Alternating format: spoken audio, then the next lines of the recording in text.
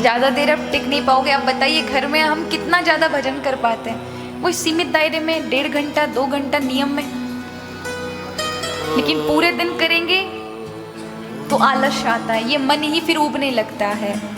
लेकिन ये भगवान की कथाएं देखें, इसमें 4-4 घंटे हम बिता देते और पल की खबर नहीं रहती। भगवान का रूप देखें कि जब उनके दर्शन के विग्रह के समक्ष खड़े होते अपने आप को भूल जाते हैं, मन उनके सौंदर्य का दर्शन करता है।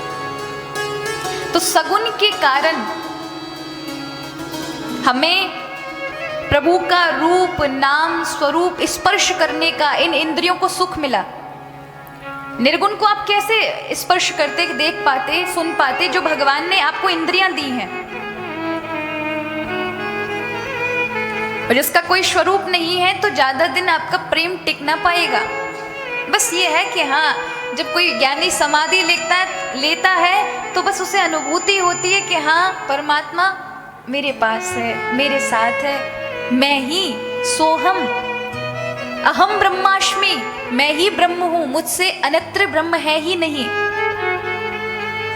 लेकिन भक्त उससे कुछ अलग होता है, भक्त का आनंद कुछ अलग होता है, वो सीधे अनुभव करता है, वो इंद्रियों से देखता है, कानों से सुनता है, वाणी से बोलता है, आंखों से उसका कीर्तन, हाथों से कीर्तन करेगा, पैरों से धाम जाएगा, उसकी सारी इंद्रियां भगवत नाम में सगुण रूप में लगेंगी, उस ज्ञानी से भी श्रेष्ठ है। अच्छा एक बात बताओ, क्या बनना पसंद करोगे?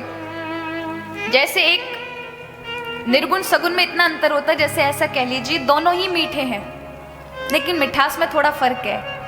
एक जगह गुड़ रख दीजिए, एक जगह मिश्री रख दीजिए।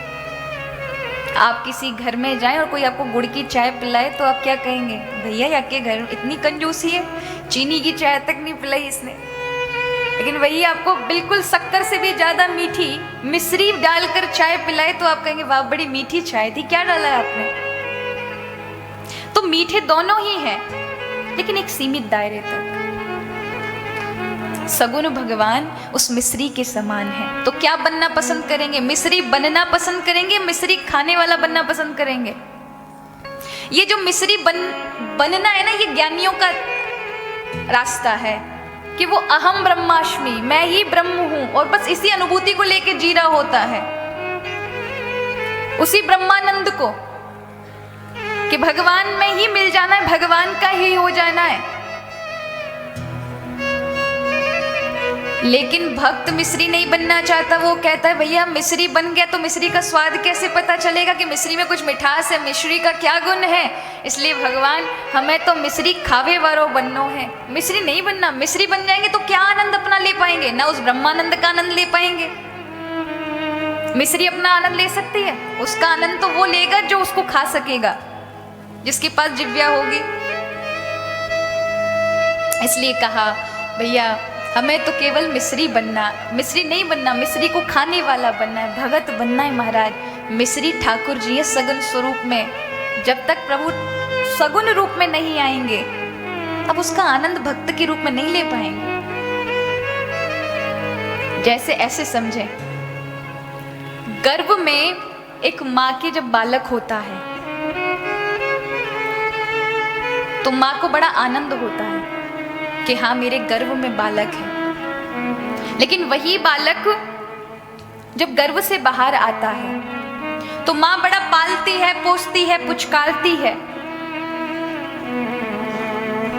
हमारे बीच में संत भगवंत आए हैं, नमन करें, प्रणाम करें, उनके श्री चरणों में कोटि कोटि दंडवत प्रणाम।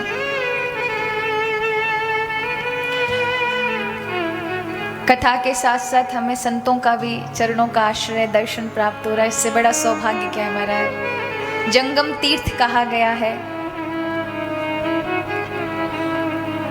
संत समाज को कि चलते फिरते तीर्थ, किसी तीर्थ में जाते हैं तो वहां तो तीर्थ एक जगह स्थित होता है, लेकिन संतों को जंगम तीर्थ की उपाधि मिली है कि वो लोक कल्याण हित हर जगह अपने चरण डालते हैं और जहां डालते हैं वहां तीर्थ बना देते हैं।